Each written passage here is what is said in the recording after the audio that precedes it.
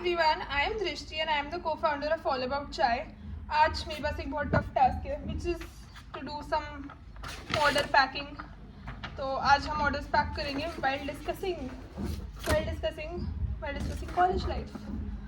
तो a lot of you might know that we started All About Chai in our college campus. I am Rohtak campus. And जब भी मैं किसी शादी ब्याह फंक्शन में जाती हूँ लोग मुझसे पूछते हैं कि अरे आप IPM प्रोग्राम के हो, is IPM program worth it, आपको जाना चाहिए या नहीं जाना चाहिए, हाउ आर द प्लेसमेंट्स. हाँ, सबको बहुत प्लेसमेंट से बहुत है. तो आई रिवील सम फैक्ट्स. तो 11th-12th में मेरे पास कॉमर्स था एंड कॉमर्स मैंने इसी बेसिस पे लिया था क्योंकि भाई मेडिकल तो मुझसे नहीं होगी, इतने साल कौन पढ़ाई करेगा, नॉन मेड जितना दिमाग नहीं है, फिजिक्स नहीं हो पाएगा, मैथ्स नहीं आता. तो आई थिंक नॉन मेड तो मेरे लिए बिल्कुल ऑफ था, मेडिकल जितनी मैं डेडिकेटेड नहीं हूँ. तो बचता है कॉमर्स. अब कॉमर्स करने के बाद my dad had one basic concern कि भाई कॉमर्स करने के बाद लोग करते क्या, क्योंकि मेरे घर में कोई है नहीं कॉमर्स बैकग्राउंड से. And I think the concern was legit because हाँ, कॉमर्स करने के बाद लोग क्या करते हैं मुझे भी नहीं पता. CA करते हैं ये मेरे को पता है. अब CA बात ये है कि मेरे को इतना कॉन्फिडेंस नहीं था, बट हाँ मेरा सेकंड चॉइस हमेशा CA करना ही था. बट जब अगर मेरा IPM IIM Rohtak first batch में ना होता तो आई probably would have chosen DU का कोई भी कॉलेज. आई हैड 97%, तो मेरे को मिल जाता DU का कोई कॉलेज. तो I would have chosen DU का कोई कॉलेज एंड उसके साथ में I would have pursued CA.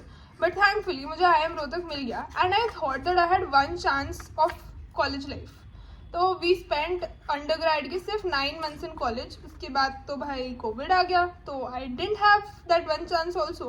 But MBA was pretty good bro, MBA was pretty good. It didn't start of very well. First term of MBA जो मेरा था integrated, तो best बात है मुझे कैट नहीं देना पड़ा. मैं बिना कैट दिए IIM से MBA कर रही हूँ.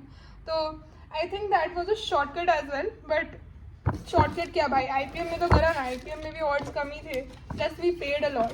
तो IPM के 5 years के we have paid around 35 lakhs which is a lot. हमने दिए हैं बहुत पैसे. तो those of you who are wondering कि भाई IPM के होने से हमारी प्लेसमेंट में खराब हो जाएगा कुछ बहुत क्रेजी सा, ऐसा कुछ बहुत क्रेजी खराब नहीं होगा. Definitely there will be days when you will lose opportunities क्योंकि तुम IPM के हो and like some organizations won't think कि IPM is credible enough or something, but more or less you will be fine. That is the good part कि more or less you will be fine. क्योंकि यार rejection तो मिलता ही है ना, तो क्या मतलब है, रिजेक्शन मिल गया 1-2 कोई बात नहीं पसंद आ रहा. पेमेंट गेटवे वालों को IPM तो नहीं पसंद आ रहा, किसी और को पसंद आ जाएगा. तो I think all and all placement के परस्पेक्टिव से is not a bad programme. Final placements में I think I got lucky, but summer placements में like I faced a bit difficulty and there was this company I really wanted to be a part of and उन्होंने भाई IPM के सारे लोगों को shortlist करने के बाद शॉर्टलिस्ट में से हटा दिया. एंड ऐसे ही मेरे साथ बहुत सारे रिजेक्शंस हुए SIP में, but I learn the lessons and फिर मैंने वो सारे लेसन्स जो मैंने लर्न करे अपने फाइनल प्लेसमेंट्स में लगाया and it worked for me कि मैं एक कंपनी में अप्लाई होकर सेलेक्ट हो गई. And like my parents went crazy कि भाई wow, and my friends are also like कि वाओ बहुत ज़्यादा क्रेजी कर दिया. And that was the one time I thought कि भाई रियली क्रेजी कर दिया. So the idea I think MBA में is like to recognise your mistakes fast enough, क्योंकि आपके पास ज़्यादा महीने नहीं है. You are 18 months only for 18 months on campus and आप बहुत सारी गलतियाँ करने वाले हो. The faster you realise and revise your mistakes the better it becomes for you. तो मेरी SIP में टॉप मिस्टेक्स क्या थी, माई नंबर 1 मिस्टेक वॉज कि आई थिंक जब प्रोसेस शुरू हो गया था समर प्लेसमेंट्स का, तब मैं अपना CV बार रिवाइज कर रही थी. But I think this is not the way to go. मतलब पता तो है ही ना कि समर प्लेसमेंट होने वाली है, CV बना हुआ होना चाहिए. It should be revise at least 15-20 times before the placement starts. And 15-20 times ऐसे बहुत सोचने में लग रहा होगा, बट नहीं भाई, हमारे CV में इतनी सारी छोटी मिस्टेक्स होती है ना which we don't recognise at all. For example, अगर कोई कॉमा का मिस्टेक है, कोई ग्रामेटिकल मिस्टेक है, और जब मैं 5-6 बार वो CV पढ़ूंगी मेरे को खुद को वो मिस्टेक दिखना बंद हो जाएगा. So the best method is collaboration. Find a friend who is nice enough and who doesn't want bad for you, who is collaborative enough. तुम उसकी CV लो और वो तुम्हारी CV ले एंड स्क्रीन द CVs. तो मैंने सेकेंड ईयर में अपनी roommate Jyotsna, shout out to Jyotsna, really owe her a lot.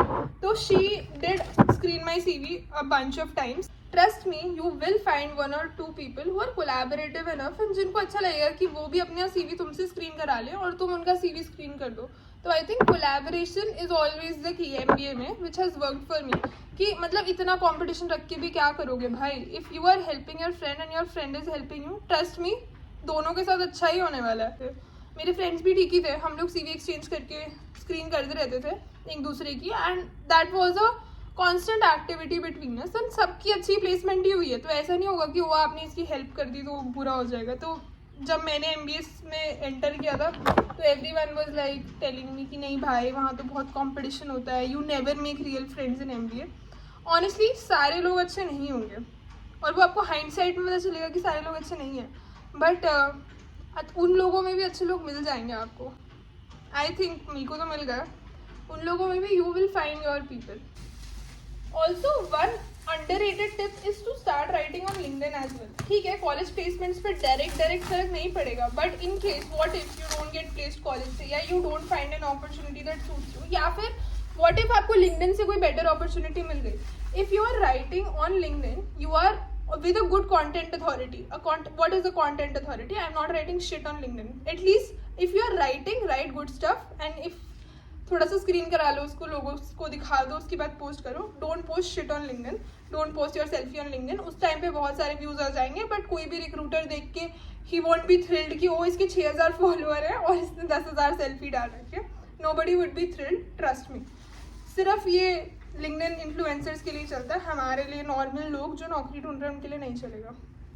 And when I से कि लिंक्डइन पे लिखना शुरू करो, it would help you. It is not a baseless sort of statement. I tell you that summer internship के time पे I didn't get place to any good company. मैं almost सारी अच्छी कंपनीज डाल चुकी थी, सारी अच्छी स्टाइपेंड देने वाली कंपनीज डाल चुकी थी, और मैं अनप्लेस्ड बैठी हुई थी.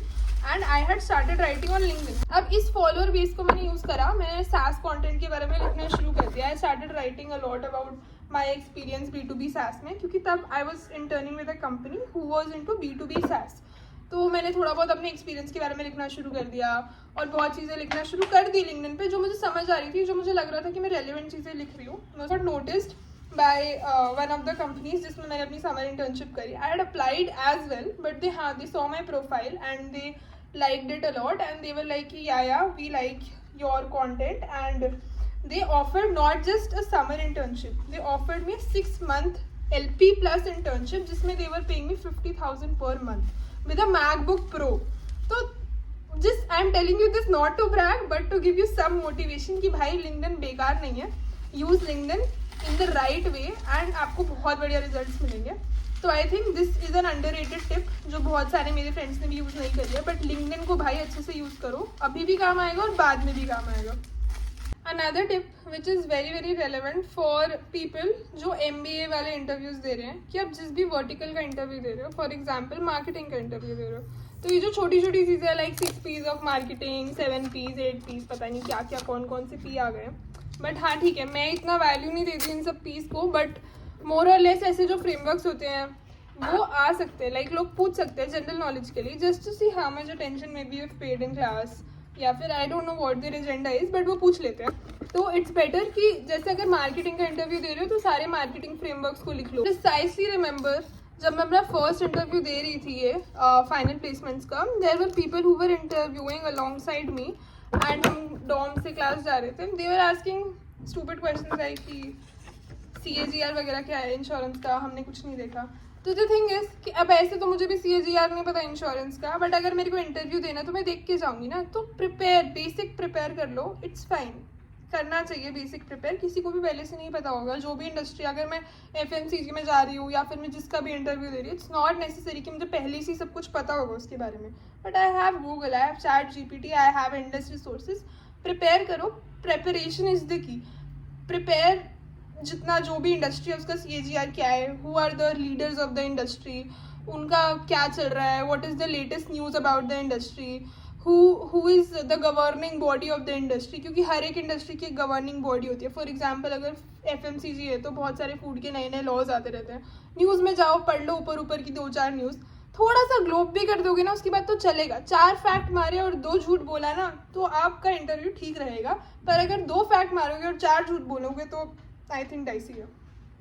So that is the Gyan for the day. Bye. If you like this video, do subscribe and I will share more placement, college, XYZ Gyan. जो भी आप कमेंट्स में लिखोगे. Okay, bye. मैं अभी भी पैक कर रही हूँ ऑर्डर्स.